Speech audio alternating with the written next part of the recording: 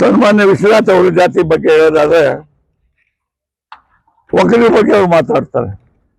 ತಾವು ಹಿಂದೆ ಪ್ರತಿನಿಧಿಗಳು ಪಕ್ಷದ ಪ್ರತಿನಿಧಿಗಳು ಪತ್ರಿಕೆಗಳಲ್ಲಿ ನೋಡಿದ್ದೀರ.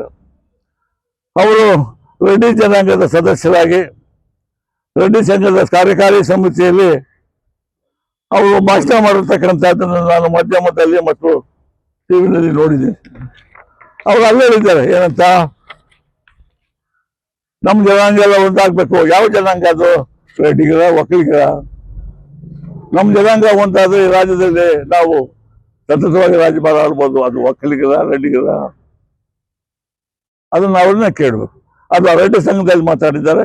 ಅದನ್ನು ಬೇಕಾದ್ರೆ ನಾವು ನೋಡಿಸ್ತೀವಿ. ಇದು ಯಾರಿಗೆ ಬ್ರಹ್ಮ ನಿರಾಸೆ ಅಂತಕ್ಕಂಥದ್ದನ್ನು ನೀವು ಯೋಚನೆ ಮಾಡಿ.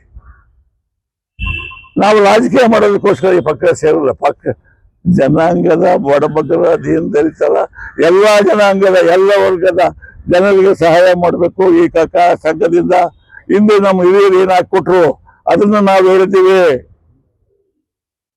ಹಿಂದೆ ಮುಂದೆ ಕೂಡ ನಮ್ಮ ಜನಾಂಗದ ನಮ್ಮ ಪೀಳಿಗೆಗಳು ಅದನ್ನೇ ಅನುಸರಣೆ ಮಾಡಲಿ ಅಂತಕ್ಕಂಥ ಭಾಷಣ ನಾವು ಹೇಳಿದ್ದೀವಿ. ಅದನ್ನ ಮೇಲ್ಪಂಥಿ ಹಾಕೊಡ್ಬೇಕು ಅಂತಕ್ಕಂಥ ಮಾತನ್ನು ನಾವು ಹೇಳಿದ್ದೀವಿ.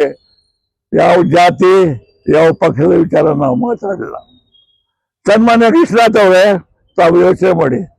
ನಿಮ್ಮ ಹಿಂದೆ ಇರ್ತಕ್ಕಂಥ ಜನ ಯಾರು? ನಿಮ್ಮನ್ನು ಗೆಲ್ಲಿಸ್ತಕ್ಕಂಥ ಜನ ಯಾರು? ನಿಮ್ಮ ಹಿಂದೆ ಓಡಾಡ್ತಕ್ಕಂಥ ಜನ ಅವ್ರಿಗೇನು ಅಧಿಕಾರ ಕೊಟ್ಟಿದ್ದೀರಾ? ತಾವು ಏನೇನು ಮಾಡಿದ್ದೀರ? ಜನಾಂಗದ ಬಗ್ಗೆ ಏನು ಮಾಡಿದ್ದೀರಾ? ತಾವು ಉಪಯೋಗಿಸ್ಕೊಂಡು ಅವ್ರನ್ನ ರಾಜಕೀಯ ಉಪಯೋಗಿಸ್ಕೊಂತಿದ್ದೀರೋ ತಾವು ತಮಗೆ ಗೊತ್ತಿದೆ.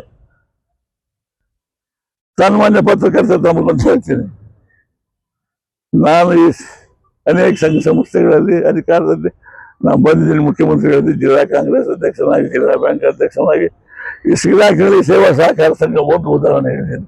ಅದನ್ನು ಮೊದಲು ಮ್ಯಾನೇಜ್ ಮಾಡಿದಾಗ ಸುತ್ತಮುತ್ತಲ ಗ್ರಾಮಗಳು ಮತ್ತು ಈ ಯಲಹಂಕ ಟೌನ್ ಸೇರಿ ಒಂದು ಹೊಸದಾಗಿ ಒಂದು ಸಹಕಾರ ಸಂಘದ ಅಸ್ತಿತ್ವ ಮಾಡಿದ್ರು. ಅದರ ಅಧ್ಯಕ್ಷನ ಫಸ್ಟ್ ನಾನು ಆದೆ. ಅವನಾಗಿ 4 ವರ್ಷಗಳ ಕಾಲ ಒಬ್ಬೊಬ್ಬರು ಅಧಿಕಾರ ಮಾಡಿದ್ರು. ಸ್ವಾಮಿ ವಿಶ್ವನಾಥ್ ಅವರೇ, ತಾವು ಸತತವಾಗಿ 18 ವರ್ಷದಿಂದ ತಮ್ಮ ಶ್ರೀಮತಿಯವರನ್ನ ಅಧ್ಯಕ್ಷರಾಗಿ ಮಾಡಿದ್ದೀರಾ. ಯಾರನ್ನು ಬಾರಿ ಸ್ವಾಮಿ, ಯಾವ ಜನಾಂಗನ ಮಾಡಿದ್ದೀರಾ?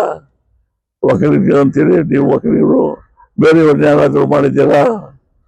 ಹಿಂದುಳಿದವ್ರನ್ನ ಮಾಡಿದ್ದೀರಾ? ಶೆಡ್ಯೂಲ್ ಕ್ಯಾಸ್ಟ್ ಮಾಡಿದ್ದೀರಾ? ಯಾರಿಗೆ ಅಧಿಕಾರ ಕೊಟ್ಟಿದ್ದೀರಾ? ಸತತವಾಗಿ ಎಲ್ಲ ಪ್ರಜಾಪ್ರಭುತ್ವ, ಎಷ್ಟೋ ಜನ ಮಹಾನುಭಾವರು ರಾಜ್ಯಾರಿ ಪಾಳ್ಯಗಾರರಾಗಿ ಹೋಗಿದ್ದಾರೆ.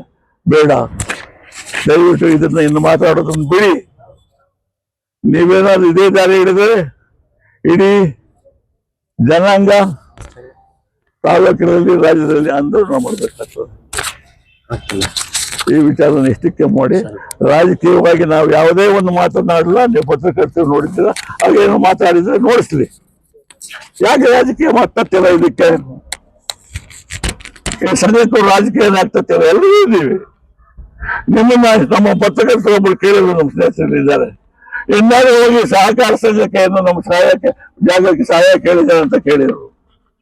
ಸನ್ಮಾನ್ಯ ಪತ್ರಕರ್ತರೇ, ನಮ್ಮ ವೇದಿಕೆ ಮೇಲೆ ಇರ್ತಕ್ಕಂಥ ಅನೇಕ ನಮ್ಮ ಕಾರ್ಯಕಾರಿ ಸಮಿತಿ ಸದಸ್ಯರು, ನಾನು ಅವ್ರ ಮನೆಗೆ ಹೋಗಿ ಮನವಿ ಪತ್ರ ಕೊಟ್ಟು ದಯವಿಟ್ಟು ಸಂಘಕ್ಕೆ ಜಾಗ ಕೊಡಿಸ್ಬೇಕು, ಇದಕ್ಕೆ ಸಹಾಯ ಮಾಡಬೇಕು ಅಂತ ಅವ್ರ ಮನೆಯಲ್ಲಿ ಕೂತು ಅವ್ರ ಮನೆಯಲ್ಲಿ ನಾಷ್ಟ ಮಾಡಿ, ಸನ್ಮಾನ್ಯ ಸೋಮಣ್ಣ ಅವರು ಮಂತ್ರಿಗಳಾಗಿರ್ತಾರೆ, ಸೋಮಣ್ಣ ಅವರು ಬಂದ್ರು, ಅವ್ರು ರಿಕ್ವೆಸ್ಟ್ ಮಾಡಿದ್ರು. ಇದುವರೆಗೂ ಒಂದು ಪದಾನ 18 ವರ್ಷಗಳ ಕಾಲದಲ್ಲಿ 5 ಪೈಸೆ ಸಹಾಯ ತಾವು ಮಾಡಿದ್ದೀರಾ? ಮಾಡಿದ್ರೆ ಹೇಳಿ. ಇವತ್ತಿನವರೆಗೂ ಏನಾದ್ರು ಮಾಡಿದ್ದೀರಾ? ಜನಾಂಗಕ್ಕೆ ಏನಾದ್ರು ಮಾಡಿದ್ದೀನಿ ಅನ್ನಂಗಿದ್ರೆ ತಿಳಿಸಿ. ಇಷ್ಟನ್ನು ಹೇಳ್ತಾ, ಇದನ್ನು ಇನ್ನು ಮುಂದೆ ನಾವು ರಾಜಕೀಯ ಮಾಡೋದು ಬೇಡ. ಏನು ಸಂಘನ ನಾಮನ್ನು ಕಟ್ಟೋದಕ್ಕೆ ಸಂಘದ ಜನಾಂಗದ ಬಗ್ಗೆ ಗೌರವದಿಂದ ಮಾತಾಡಿ, ನಿಮ್ಮ ಹಿಂದೆ ಇರ್ತಕ್ಕಂಥ ಜನ ಅವ್ರು ಯೋಚನೆ ಮಾಡಲಿ. ಏನು ಇವ್ರು ಹಿಂಗೆ ಮಾತಾಡ್ತಾರಲ್ಲ ಅಂತಕ್ಕಂಥದ್ದು ನಿಮ್ಮ ಹಿಂದೆ ಇರ್ತಕ್ಕಂಥ ಜನಕ್ಕೆ ಅವ್ರೇನೋ ಮಾಡಿದ್ದಾರೆ ಅಂತ ಅವರೇ ಯೋಚನೆ ಮಾಡಲಿ. ಇದನ್ನು ಬಿಡಿ ಅಂತ ಹೇಳ್ತಾರೆ. ನಿಮ್ಮ ಮುಖಾಂತರ ನಿಮ್ಮನ್ನು ಕೈ ಮುಗಿದು ನನ್ನ ಮಾತು.